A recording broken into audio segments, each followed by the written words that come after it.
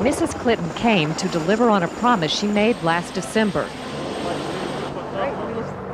to visit the troops after they were deployed to Bosnia. Oh, so this actually goes through the minefield. She and daughter Chelsea toured a frontline outpost. Officers say this is one of the most dangerous places where U.S. forces are operating. The president himself never made it this far inside Bosnia when he visited in January. Oh my gosh, right underneath the track. Camp Alicia is in a so-called zone of separation southeast of Tuzla. It's a place where dangerous conflicts are more likely. In this case, the zone separates Serbs from Muslims in a place surrounded by mines. And that's about 10 to 15,000 minefields. Mrs. Clinton is herself carefully navigating political landmines. Hi. She is well aware that she risks looking like she is trying to do the president's job. But she organized this trip herself because she was determined to show her personal support for the mission and the sacrifices the troops and their families are making. I want our troops here to know how grateful and proud we are back home of what they're doing.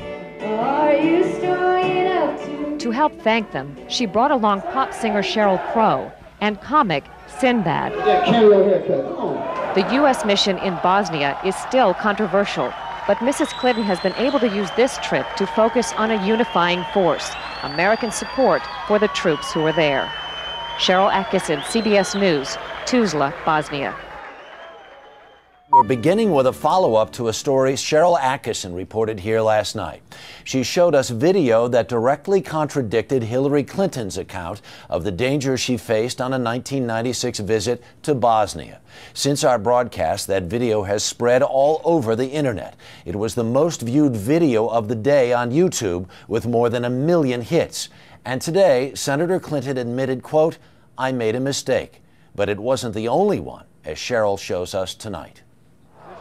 Hillary Clinton's attempt to tout her foreign policy experience hounded her again on the campaign trail today.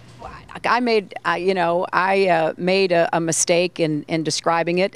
She claimed she misspoke last week and was sleep deprived when she described landing under sniper fire in Tuzla, Bosnia, something that didn't happen.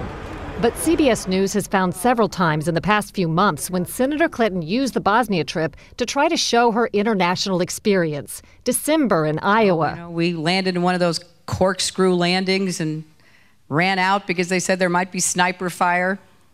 I don't remember anybody offering me tea on the tarmac when that was happening. Then in February. The welcoming ceremony had to be moved inside because of sniper fire. And last week. I remember landing under sniper fire. We basically were told to run to our cars. Now that is what happened. After CBS News video showed what really happened when she landed and greeted officials, Senator Clinton maintained there were risks, but explained to the Philadelphia Daily News why she was seen on the Bosnian tarmac greeting a young child if it was really so dangerous.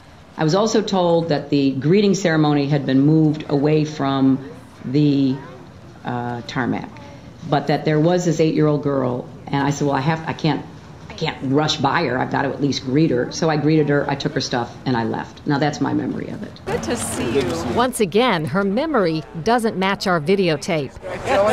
She and her daughter Chelsea lingered on the tarmac to greet U.S. military officials. Took photos. There was the group of 7th graders on the tarmac, too. And then Senator Clinton walked to the armored vehicle where she did eventually duck and enter.